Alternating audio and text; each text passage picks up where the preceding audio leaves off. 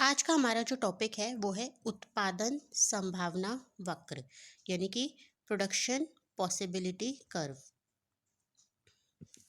उत्पादन संभावना वक्र जो होता है वो इस विश्लेषण पर आधारित होता है कि अर्थव्यवस्था में उत्पादन के जो साधन होते हैं वो सीमित होते हैं, लेकिन जो उत्पादित की जाने वाली वस्तुएं होती हैं वो असीमित है।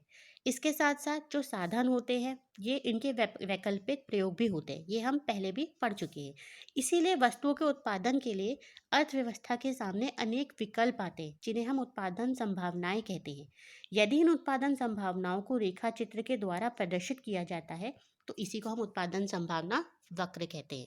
अब अगर हम इसकी डेफिनेशन देखें तो उत्पादन संभावना वक्र दो वस्तुओं के विभिन्न संयोगों को प्रदर्शित करता है करने वाली रेखा है जिन्हें दिए हुए संसाधनों और तकनीकी ज्ञान के द्वारा एक समय विशेष पर उत्पादित किया जाता है। यानी ये उत्पादन संभावना वक्र किन वस्तुओं के संयोगों को दिखाता है? दो वस्तुओं के। इसमें सिंपल मॉडल लिया है कि दो वस्तुओं के संयोगों को प्रदर्शित करता है। और इसमें जो इसकी मान्यताएं हैं कि इसमें जो संसाधन है उनको स्थिर माना गया है। संसाधन और जो तकनीकी ज्ञान है उसको हमने माना है कि वो स्थिर है, और इन स्थिर मान्यताओं के आधार पर जो विभिन्न संयोग होते हैं दो वस्तुओं के उत्पादन के, उनको ही उत्पादन संभावना वक्र कहते हैं। अब इसको एक एग्जाम्पल से देखते हैं कि मान लीजिए कि एक अर्थव्यवस्था में गेहूं और मशीन दो वस्तुओं का उत्पादन हो रहा है। तो पहला विकल्प तो हमारे पास ये है कि संपूर्ण साधनों का प्रयोग केवल गेहूं के उत्पादन में हो रहा है, और ऐसी अवस्था में मशीन का उत्पादन बिल्कुल भी नहीं हो रहा है। दूसरा विकल्प ये है, ई वाला विकल्प अगर हम देखें तो इसमें जो समस्त साधनों का उपयोग जो हो रहा है वो गेहूं के उत्पादन में हो रहा है और मशीनों का उत्पादन बिल्कुल भी नहीं हो रहा है।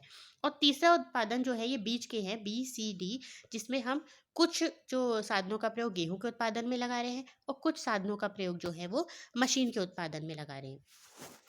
अब अगर इसी को अगर हम उसमें देखें, ग्राफ के फॉर्म में देखें, तो ये हमने जो एक्स अक्ष है इस पे तो हमने लिया है गेहूं, और जो वाई अक्ष है उस पे लिया है हमने मशीन। और इन्हीं जो जो टेबल थी हमने इसी को अगर हम ग्राफ के फॉर्म में डिनोट करेंगे तो हमारा जो ये वक्र आ रहा है ये इस तरह से आ रहा है। ठीक है, यानी कि ये कॉनकेव आ रहा है। अब जो बिंदु, यानी अगर कोई भी अर्थव्यवस्था इस लाइन पे अगर ऑपरेट कर रही है तो यानी कि यही हो जाएगा उत्पादन संभावना वक्र, और यहाँ साधनों का पूर्ण प्रयोग हो रहा है। अगर कोई भी अर्थव्यवस्था इसके अंदर, जैसे जी जी बिंदु है, अगर इस पे उत्पादन कर रही है तो यानी कि यहाँ इनएफिशिएंट यूटिलाइजेशन हो रहा है, यानी अभी वो अकुशल प्रयोग उपयोग कर रहा है साधनों का। अभी वो और उपयोग कर सकता है लेकिन वो उतना उपयोग नहीं कर रहा है। वहीं पे अगर हम एफ पॉइंट देखें जो इस उत्पादन संभावना वक्र के बाहर है, तो ये क्या है? अप्राप्य विकल्प है, क्योंकि अर्थव्यवस्था के पास इतने साधन ही नहीं है कि वो इस पॉइंट पे ऑपरेट कर सके। तो ये क्या हो गया? अप्राप्य विकल्प। अब हम देखेंगे उत्पादन संभावना वक्र की विशेषताएं क्या होती है। उत्पादन संभावना वक्र जो होता है वो बाएं से दाएं नीचे की ओर गिरता हुआ होता है। उत्पादन संभावना वक्र ये नीचे गिरता हुआ क्यों होता है? क्योंकि इसकी ढाल जो होती है वो ऋणात्मक होती है। और बाएं से दाएं नीचे गिरने का मुख्य कारण यह है कि उपलब्ध जो सभी साधन है उनका कुशल प्रयोग हो रहा है। यानी किसी, अगर हमें दोनों वस्तुओं का उत्पादन हम मतलब एक साथ नहीं बढ़ा सकते। दूसरी विशेषता इसकी ये होती है कि उत्पादन संभावना वक्र मूल बिंदु की ओर नतोदर होता है, यानी कॉनकेव होता है ओरिजिन की तरफ।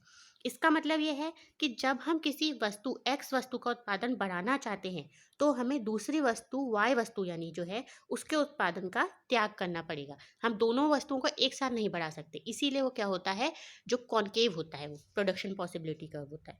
तीसरा जो होता है, जो उत्पादन संभावना वक्र होता है उसकी ढाल जो होती है वो हम डिनोट करते हैं triangle Y divide by triangle X. ये ट्राइंगल वाई क्या है? यानी वाई वस्तु की छोड़ी गई मात्रा वो हमने डिनोट किया ट्राइंगल वाई से, और एक्स वस्तु की प्राप्त की गई मात्रा वो हमने डिनोट किया ट्राइंगल एक्स से। यही होती है ढाल।